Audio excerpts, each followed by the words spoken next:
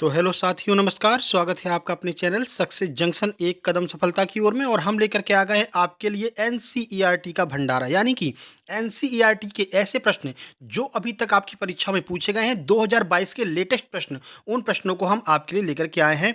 Class 5 to class 10 तक की जो एनसीईआरटी है, वहीं से प्रश्न आपके एग्जाम में बने हैं। तो स्पेशल साइंस के लेटेस्ट प्रश्न हम आपके लिए लेकर के आ गए हैं। ये प्रश्न एमपी पुलिस 2022 के एग्जाम में आए हैं साइंस के। एसएससी 2022 में एसएससी ने जो भी एग्जाम कराया है उन एग्जाम में आए हैं। और आरआरबी एनटीपीसी और आरआरबी ग्रुप डी, इन्होंने भी एनसीईआरटी को ही कवर किया है। तो उन सारे प्रश्नों का एक कंपाइल बना करके हम आपके लिए लेकर के आए हैं। ये प्रश्न आगामी आपकी एसएससी, सीजीएल, रेलवे के एग्जाम, एमपी पुलिस की जो अन्य वैकेंसी आ रही हैं, इन सभी वैकेंसियों के लिए अति महत्वपूर्ण है। आपको पता है अब साइंस को थोड़ा सा टफ किया जा रहा है। अब अगर साइंस को टफ करेंगे तो वही एनसीईआरटी को उठाएंगे। तो एनसीईआरटी में अभी तक कैसे प्रश्न पूछे जा रहे हैं, क्या ट्रेंड पकड़ा है इन सभी एग्जाम ने, उन सभी एग्जाम के लेटेस्ट प्रश्नों को हम आपके लिए लेकर के आ गए हैं। देखिए, आपको वही पढ़ना है जो अब पूछा जा रहा है। पुरानी किताबें अब पुरानी हो गई हैं, वहाँ से अब आपको कोई मतलब नहीं है, क्योंकि वे प्रश्न अब आने वाले भी नहीं हैं। तो किस तरह प्रश्नों को तोड़-मरोड़ करके अभी हाल ही में इन 3-4 जो एग्ज़ाम हुए हैं, उनमें पूछे गए हैं साइंस के महत्वपूर्ण प्रश्न, उन सभी प्रश्नों को विथ एग्ज़ाम, कौन से एग्ज़ाम में कौन सा प्रश्न आया है, वो भी हम आपके लिए लेकर के आ गए हैं। तो ये सभी स्टेट लेवल के जो भी एग्ज़ाम हैं, चाहे वो एसएससी हो, चाहे यूपीपीसीएस हो, एमपीपीएससी हो, कोई भी एग्ज़ाम हो, साइंस जिसमें भी आता है, उन सभी एग्ज़ाम के लिए अति महत्वपूर्ण एनसीईआरटी का ये क्लास है। आइए शुरुआत करते हैं। पहली क्लास, पहला प्रश्न। तो पहला प्रश्न है, खट्टे फलों में कौन सा विटामिन पाया जाता है? एमपी पुलिस 13 जनवरी 2022 का ये प्रश्न है। Vitamin D, vitamin C, vitamin A या फिर विटामिन ई? चलिए इसका आंसर देख लेते हैं। सही आंसर है बी, यानी कि विटामिन सी जो है वो खट्टे फलों में पाया जाता है। आइए कुछ जानकारी इस प्रश्न से संबंधित देख लेते हैं जो आपके एग्जाम में पूछी जा सकती है। तो खट्टे फलों में विटामिन सी पाया जाता है। इसकी कमी से रोग कौन सा होता है? तो स्कर्वी नामक जो रोग है वो खट्टे जो फल हैं उनके उनमें पाया जाता है। और विटामिन सी की कमी से जो है स्कर्वी नामक रोग हो जाता है। रासायनिक नाम पूछा जाता है तो इसका रासायनिक नाम एस्कॉर्बिक एसिड है। सभी विटामिन के रासायनिक नाम और उनसे होने वाले रोग जो है वो आपको पता होने चाहिए। आंवला में सबसे ज़्यादा विटामिन सी पाया जाता है। चलिए आगे बढ़ते हैं, अगला प्रश्न देखते हैं। वीडियो को अभी लाइक कर दीजिए, क्योंकि फिर बाद में आप भूल जाते हैं और पूरा वीडियो देख लेते हैं, लेकिन लाइक की संख्या बहुत कम रहती है। मेरे भाई आपसे रिक्वेस्ट है कि वीडियो को लाइक कर दीजिए और चैनल पर पहली बार आए तो सब्सक्राइब कर लीजिए। देखिए, लहसुन में कौन सा एसिड पाया जाता है? ये भी आपका एमपी पुलिस 8 जनवरी 2022 का प्रश्न है। लेटेस्ट एसिटिक एसिड पाया जाता है, सल्फ्यूरिक एसिड पाया जाता है, पेंटाथोनिक एसिड पाया जाता है, या फिर इनमें से कोई नहीं? चलिए आंसर देखिए। प्रश्न का सही आंसर है सी, यानी कि पेंटाथोनिक जो एसिड है वो लहसुन में पाया जाता है। एसएससी के भी प्रश्न है इसमें, आपका यूपीपीसीएस, एमपीपीएससी के भी प्रश्न हैं। सभी लेटेस्ट प्रश्नों को हमने कवर किया है। देखिए, लहसुन में पेंटाथोनिक एसिड पाया जाता है। इसे विटामिन बी 5 भी कहते हैं। तो याद रखिएगा, विटामिन बी 5 किसका नाम है? पेंटाथोनिक का रासायनिक नाम विटामिन बी 5 है। ठीक है। लहसुन में सल्फर की वजह से गंध आती है। यह प्रश्न भी अभी पूछा गया एनटीपीसी में कि किसकी वजह से लहसुन में गंध आती है? तो सल्फर की वजह से लहसुन में गंध आती है। सारे एनसीईआरटी के प्रश्न उठाए गए हैं। ठीक है। देखिए अगला प्रश्न, निम्नलिखित में कौन सा कथन गलत है? ये कथन वाला प्रश्न भी पूछा गया है टीसीएस आरआरसी के एग्जाम में। जो ग्रुप डी का एग्जाम 29/9/2022 बिल्कुल लेटेस्ट है। अभी 29 सितंबर 2022 का जो पेपर हुआ था हुबली जोन का, उनके प्रश्न भी हम आपके लिए लेकर के आए, बिल्कुल लेटेस्ट प्रश्न। तो टीसीएस आपका एसएससी जीडी और एसएससी के सभी एग्जाम टीसीएस के द्वारा कराए जाते हैं। तो ये प्रश्न आपके लिए बहुत महत्वपूर्ण है। अभी दिखाएंगे आपको कि एमपी पुलिस की कॉपी कैसे टीसीएस ने किया है, टीसीएस की कॉपी एमपी पुलिस ने किया है, यूपी ट्रिपल एससी पेट ने टीसीएस की कॉपी किया है। सारे यही प्रश्न है, इधर उधर घूमते रहते हैं। देखिए, धातुओं के ऑक्साइड क्षारीय प्रकृति के होते हैं और अधातुओं के ऑक्साइड अम्लीय प्रकृति के। दूसरा है, अधातुओं के ऑक्साइड अम्लीय प्रकृति के होते हैं और अधातुओं के क्षारीय प्रकृति के। धातुओं के ऑक्साइड अम्लीय प्रकृति के और अधातुओं के क्षारीय प्रकृति के। अधातु विद्युत ऋणात्मक प्रकृति की होती है, जबकि जो धातु है विद्युत धनात्मक प्रकृति की होती हैं। 3 ऑप्शन आपको दिए हैं, आपको इसमें से बताना है कि कौन सा कथन गलत है। तो तीसरा तो बिल्कुल सही होगा। क्यों? आप खुद ही अंदाजा लगा सकते हैं कि ए और बी में ही जो है डिफरेंस पूछा गया है मेनली। तीसरा तो बिल्कुल सही है। तो सी ऑप्शन तो कभी आप लगाएंगे ही नहीं ऐसे प्रश्नों में। थोड़ा अपना मेंटली भी अप्रोच अपनी थोड़ी मजबूत कीजिए कि दोनों में जो है डिफरेंस जो है केवल ए और बी में है। तो सी हमारा आंसर नहीं होगा। चलिए इसका आंसर देख लेते हैं। प्रश्न का सही आंसर है बी, यानी कि जो धातुओं के ऑक्साइड अम्लीय प्रकृति के होते हैं और अधातुओं के क्षारीय प्रकृति के। ये जो ऑप्शन है आपका गलत है। सही क्या है? तो धातुओं के जो ऑक्साइड होते हैं वो क्षारीय प्रकृति के होते हैं और जो अधातुओं के ऑक्साइड होते हैं वो अम्लीय प्रकृति के होते हैं। याद रखिएगा, ऑप्शन ए बिल्कुल सही आंसर है। लेकिन क्योंकि हमसे पूछा गया कि कौन सा गलत है, इसलिए इस प्रश्न का आंसर ऑप्शन नंबर बी होगा। यहीं पर कुछ लोग कंफ्यूज हो गए थे, उन्होंने नहीं शब्द को नहीं देखा, यानी गलत को नहीं देखा और सही को बिल्कुल सही कराया और यहाँ पर -1 में चले गए। ठीक है। आगे बढ़ते हैं। मिल्क ऑफ मैग्नीशिया में डुबोने पर पीएच पेपर का रंग हल्का नीला हो जाता है, जो यह दर्शाता है कि जो मिल्क ऑफ मैग्नीशिया है वो क्या है? दुर्बल क्षार है, दुर्बल अम्ल है, प्रबल अम्ल है या फिर उदासीन है। एसएससी सीजीएल प्री 2021 का प्रश्न है। इसकी एक ट्रिक बता देते हैं तो आप कभी भी कंफ्यूज नहीं होंगे। देखिए आंसर देख लें, सही आंसर है ए, यानी कि जो मिल्क ऑफ मैग्नीशिया है वो दुर्बल क्षार होता है। ठीक है, चलिए ट्रिक देखिए। ट्रिक आपको याद रखना, अनील, आ माने अम्ल, नी माने नील और नीला और ला माने लाल, यानी कि जो अम्ल है वो नीले को लाल कर देता है। ठीक है, अब क्षार क्या करेगा? क्षार लाल को नीला कर देगा, बस यही डिफरेंस है। तो जो अम्ल है वो नीले को लाल कर देता है, बस आपको अनील याद रखना है। अनील याद रखेंगे तो अपने आप कभी भी आपको कन्फ्यूजन नहीं होने वाला है। ठीक है, तो मिल्क ऑफ मैग्नीशिया कैसा है? दुर्बल क्षारक होता है, जो है जो रंग लाल को नीला कर देता है। ठीक है, चलिए आगे बढ़ते हैं। जिंक से जिंक आयन का निर्माण किसके कारण होता है? टीसीएस आरआरसी ग्रुप डी 29/9/2022 29 सितंबर वाले पेपर का है। संयोजन अपक्रिया के कारण, अपचयन अपक्रिया के कारण, ऑक्सीकरण अपक्रिया के कारण या फिर जल अपघटन के कारण। आइए आंसर देखें। प्रश्न का सही आंसर है सी, यानी कि ऑक्सीकरण अपक्रिया के कारण जो है जिंक से जिंक आयन का निर्माण होता है। ठीक है, चलिए आगे बढ़ते हैं। निम्नलिखित में से कौन सा यौन संक्रामक रोग हमारे प्रतिरक्षा तंत्र को प्रभावित करता है? वाट्स, सुजाक, एचआईवी एड्स या फिर सिफिलिस, इनमें से कौन सा ऐसा रोग है जो हमारे प्रतिरक्षा तंत्र को प्रभावित करता है? एनटीपीसी में पूछा गया है और ग्रुप डी में भी पूछा गया है 2022 में। यही प्रश्न रिपीट किया है टीसीएस ने। देखिए कैसे एक दूसरे प्रश्न इधर उधर करते रहते हैं, बस और कोई नया प्रश्न बनाना नहीं चाहते। ठीक है, चलिए आंसर देखें। प्रश्न का सही आंसर है सी, यानी कि जो एचआईवी एड्स है वो हमारे प्रतिरक्षा तंत्र को संक्रमित कर देता है, प्रतिरक्षा तंत्र को प्रभावित करता है। कुछ जानकारी देखते हैं तो एड्स दिवस कब मनाया जाता है? 1 दिसंबर को एड्स दिवस मनाया जाता है। 2022 की थीम क्या है एड्स दिवस की? तो समानता जो है वो इस बार की थीम रखी गई है। और जो लाल फीता होता है, लाल फीता को क्रॉस करके बांध देते हैं, वो एड्स रोगियों से संबंधित होता है, यानी एड्स रोगियों के प्रति सहानुभूति के लिए लाल फीते को क्रॉस टाइप में करके बांध लेते हैं। ठीक है, ये 3-4 पॉइंट आपको याद रखने हैं। चलिए इसके बाद में आज शाम को 6 बजे आपके लिए एनसीईआरटी का जो बाकी के प्रश्न होते हैं, जैसे कि पॉलिटी है, आपकी हिस्ट्री है, ज्योग्राफी है, स्टैटिक जीके है, ये सभी प्रश्नों को एक साथ मिला करके आज शाम को 6 बजे हम लेकर के आने वाले हैं। तो जीके जीएस आपकी लगभग पूरी कंप्लीट हो जाएगी। बिल्कुल टेंशन फ्री हो जाइए, क्योंकि एनसीईआरटी का प्रभाव बढ़ता जा रहा है। चाहे कोई भी एग्जाम हो, आपको एनसीईआरटी के प्रश्न ही देखने को मिलेंगे। तो अभी चैनल को सब्सक्राइब कर लीजिए। अगर आपके भविष्य में कोई भी एग्जाम हो, उन सभी एग्जाम के लिए ये वीडियो अति महत्वपूर्ण है। सुबह 9 बजे डेली साइंस की वीडियो आएगी, जिसमें ऐसे प्रश्नों को हम कवर करेंगे, और शाम को 6 बजे आपको एनसीईआरटी की बाकी बचे हुए सब्जेक्ट, पॉलिटी और ज्योग्राफी वगैरह, इनकी वीडियो आपको शाम को देखने को मिलेगी। तो वीडियो को लाइक कर दीजिए। हमें जितना सपोर्ट करेंगे हमारा आत्मविश्वास बढ़ेगा और हम लगातार आपके लिए वीडियो लेकर के आते रहेंगे। आगे बढ़ते हैं। विज्ञान दिवस कब मनाया जाता है? एमपी पुलिस 8 जनवरी 2022 का प्रश्न है। तो 30 जनवरी को मनाया जाता है, 5 जून को मनाया जाता है, 21 जून को या फिर 28 फरवरी को मनाया जाता है। चलिए इसका आंसर देखते हैं और सारे ऑप्शन को आप बताएंगे कि कब कौन सा दिवस मनाया जाता है। सही आंसर है डी, यानी 28 फरवरी को विज्ञान दिवस मनाया जाता है। तो बाकी के ऑप्शन भी देख लेते हैं। तो देखिए 5 जून को विश्व पर्यावरण दिवस मनाया जाता है, 21 जून को विश्व योगा दिवस मनाया जाता है और 30 जनवरी को शहीद दिवस मनाया जाता है। चार के चारों ऑप्शन आपके क्लियर हो गए। देखने के लिए आपको ये 20 प्रश्न होंगे, लेकिन कम से कम आपके 50 से 55 प्रश्न यहाँ पर कवर होने वाले हैं इसी वीडियो में। आप हमारा सपोर्ट करेंगे तो हम लगातार प्रश्नों की संख्या भी बढ़ाते रहेंगे और बड़ी बड़ी वीडियो भी लेकर के आएंगे। बस आपके सपोर्ट की आवश्यकता है। आगे बढ़ते हैं। चलने फिरने में कौन सी मांसपेशी सहयोग करती है? नया प्रश्न यहाँ पर एनसीईआरटी का दिखाई दिया एमपी पुलिस 8 जनवरी 2022 के एग्जाम में। कंकाली पेशी, फीमर हड्डी, स्टेपीज या फिर माइटोकॉन्ड्रिया, कौन यहाँ पर चलने फिरने में सहायता करता है? अभी चित्र वाले प्रश्न भी दिखाएंगे कि चित्र वाले प्रश्नों को कैसे यहाँ पर टीसीएस ने जो है वो एमपी पुलिस के जो फिगर वाले प्रश्न आ रहे थे उनको कॉपी करके पूछा है। देखिए तो सही आंसर इसका ए हो जाएगा, यानी जो कंकाली पेशी होती है वो चलने फिरने में सहायक होती है। ठीक है, बाकी देख लेते हैं। फीमर हड्डी जो है वो शरीर की सबसे बड़ी हड्डी होती है, जो जांग की हड्डी होती है।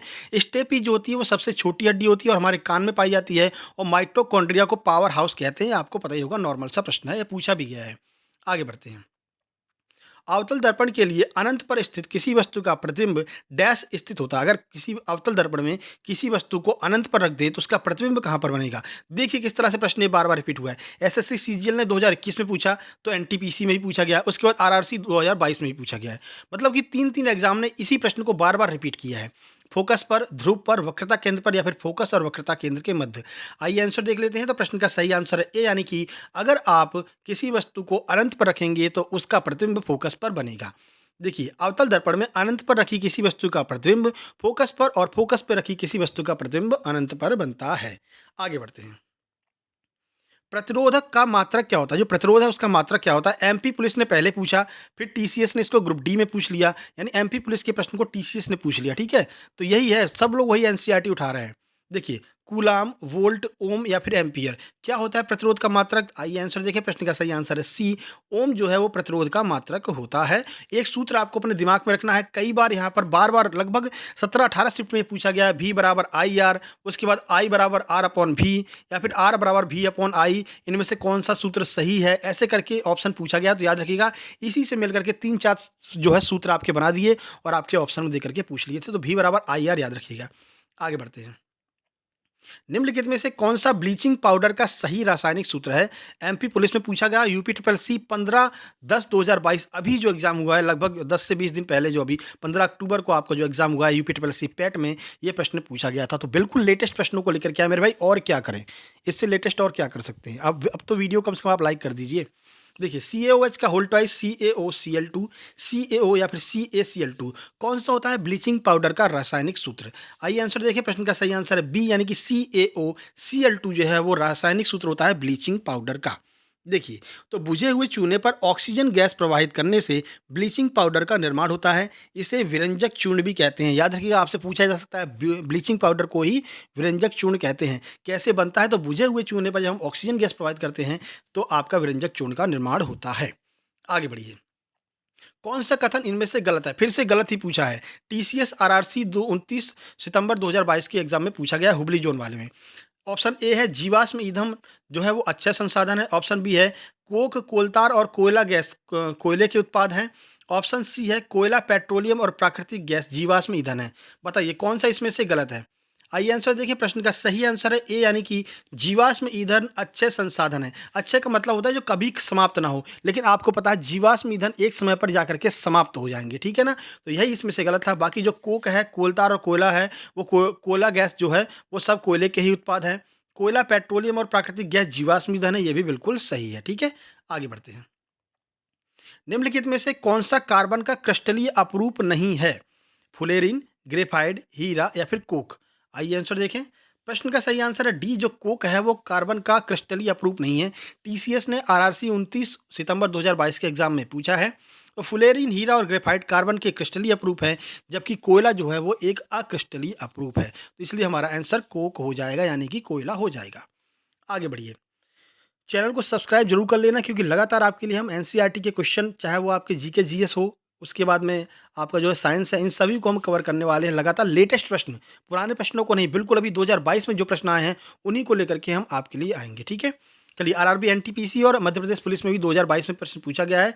प्रिज्म होगा, यहाँ पर फ्रिज नहीं है, यहाँ पर प्रिज्म होगा, याद रखिएगा। तो थोड़ा सा यहाँ पर मिसप्रिंट हो गया है, तो याद रखिए, इसको थोड़ा सा यहाँ पर प्रिज्म कर लीजिएगा आप, ठीक है? ये प्रिज्म पूछा जा रहा है। चलिए, फ्रिज में से कौन सा रंग निकलता है आप खुद भी समझ सकते हैं।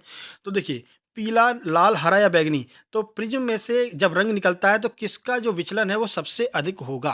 कौन सबसे ज़्यादा फैलेगा? सही आंसर है डी, जो बैंगनी रंग है वो सबसे ज़्यादा फैलता है। देखिए, तो बैंगनी रंग का विचलन सबसे अधिक होता है तथा लाल रंग का जो विचलन है वो सबसे कम होता है। इसीलिए खतरे के संकेतक के रूप में लाल रंग का प्रयोग किया जाता है। ये प्रश्न भी एमपी पुलिस में ही पूछा गया था कि खतरे के जो संकेतक के रूप में लाल रंग का प्रयोग क्यों करते हैं? क्योंकि लाल रंग का जो विचलन होता है वो बहुत कम होता है। विचलन कहें या फिर प्रकीर्णन कहें या फैलना कहें, तो लाल रंग बहुत कम फैलता है, इसलिए लाल रंग दूर से ही दिखाई दे जाता है। इस वजह से जो है खतरे के संकेतक के रूप में लाल रंग का प्रयोग किया जाता है। आगे बढ़िए। सबसे तन्य धातु कौन सी है? एमपी पुलिस ने पूछा है, 13 जनवरी 2022 का प्रश्न है। चांदी, तांबा, लोहा, सोना। आंसर देखिए, प्रश्न का सही आंसर है डी, यानी जो सोना है वो सबसे तन्य धातु होती है। सबसे ज़्यादा हम सोना को जो है तोड़ सकते हैं, सबसे लंबाई के तार बनाए जा सकते हैं। तो सोना सबसे तन्य धातु है। सोना का रासायनिक सूत्र याद रखिए, एयू जो है वो सोना का रासायनिक सूत्र है, और परमाणु क्रमांक जो 79 होता है, ये आपको याद रखना है। और सोने के बहुत से पतले तार बनाए जा सकते हैं। 1 ग्राम सोने में ही लगभग 1 किलोमीटर लंबा पतला तार बनाया जा सकता है। इतना ज़्यादा तन्य धातु जो है सोना होती है। आगे बढ़िए। किसी पादप में मोटी कोशिका भित्ति वाली ऐसी कोशिकाएं हमें कहाँ पर मिलती हैं? देखिए, ये प्रश्न पहले एमपी पुलिस ने पूछा, उसके बाद एमपी पुलिस के 16 जनवरी वाले एग्जाम में आया था। टीसीएस ने आरआरसी 29/9/2022 वाले एग्जाम में पूछा है, ठीक है? तो ग्रुप डी में भी यही प्रश्न कॉपी करके पूछ लिया गया कि जो ऐसी संरचनाएं हैं वो हमें कहाँ देखने को मिलेंगी? एक पौधे में। जाइलम में, फ्लोएम में, राइबोसोम में या फिर माइटोकॉन्ड्रिया में? आइए आंसर देखें, प्रश्न का सही आंसर है बी यानी कि फ्लोएम में हमें ऐसी संरचनाएँ देखने को मिलती हैं। अब देखिए जाइलम और फ्लोएम में एक अंतर होता है। जाइलम क्या करता है, जा से जाइलम, जा से जल।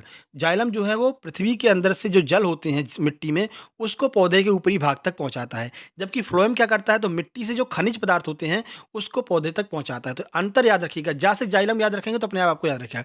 जा से जाइलम, जा से जल। जाइलम क्या पहुँचाएगा, जल पहुँचाएगा। फ्लोएम क्या पहुँचाएगा, खनिज पदार्थों को फ्लोएम पहुँचाएगा। याद रखिए, राइबोसोम सबसे छोटा कोशिकांग होता है, हमने आपको बताया ही है। माइटोकॉन्ड्रिया को पावर हाउस कहते हैं, ये भी हमने आपको बताया, ठीक है। प्रोटीन की फैक्ट्री भी राइबोसोम को ही कहते हैं, ये सब याद रखिएगा। आगे बढ़ते हैं। भूख और प्यास का केंद्र कहाँ पर होता है? एमपी पुलिस 13/1/2022 और एसएससी जीडी में भी यह प्रश्न पूछा गया था पहले। तो एसएससी जीडी के प्रश्न को एमपी पुलिस ने कॉपी किया है। भूख और प्यास का केंद्र कहाँ होता है? तो थैलेमस में, हाइपोथैलेमस में, अग्नाशय में या फिर हृदय में? आंसर देखें, प्रश्न का सही आंसर है बी यानी कि हाइपोथैलेमस में भूख और प्यास का केंद्र होता है। देखिए, तो मानव मस्तिष्क का जो हाइपोथैलेमस है, वो भूख और प्यास और नींद का एहसास कराता है। कौन? हाइपोथैलेमस। जबकि जो थैलेमस होता है वो ठंडी गर्मी का एहसास कराता है। अंतर याद रखिएगा, अगर केवल थैलेमस आ रहा है यानी कि ठंडी और गर्मी, अगर हाइपोथैलेमस आ रहा है यानी कि भूख, प्यास और नींद। ठीक है, याद रखिएगा। आगे बढ़ते हैं। वीडियो को अभी भी लाइक नहीं किया तो मेरे भाई वीडियो को लाइक जरूर कर दीजिए। मानव में केसिका गुच्छ कहाँ पर पाया जाता है? टीसीएस ने आरआरसी ग्रुप डी के एग्जाम में पूछा है, एसएससी सीजीएल 2022 के एग्जाम में पूछा गया है। अस्थि मज्जा में, यकृत में, वृक्क में या फिर गर्भाशय में? आप कहेंगे सर एसएससी सीजीएल 2022 2021 वाला जो 2022 में हुआ था, आंसर की जो आई थी, तो वहां से हमने ये प्रश्न लिया है। ठीक है, याद रखिएगा। 2022 का तो अब एसएससी सीजीएल होने वाला है दिसंबर में। देखिए, अस्थि में, यकृत में, वृक्क में या फिर गर्भाशय में? इसका प्रश्न का सही आंसर है सी यानी कि वृक्क में जो है वो आपके वृक्क में केशिका गुच्छ पाया जाता है। आगे बढ़ते हैं। इसको ग्लोमेरुलस भी कहते हैं, केस का गुच्छ को याद रखिएगा, इंग्लिश में ग्लोमेरुलस कहते हैं। विद्युत की सबसे सुचालक धातु कौन सी होती है?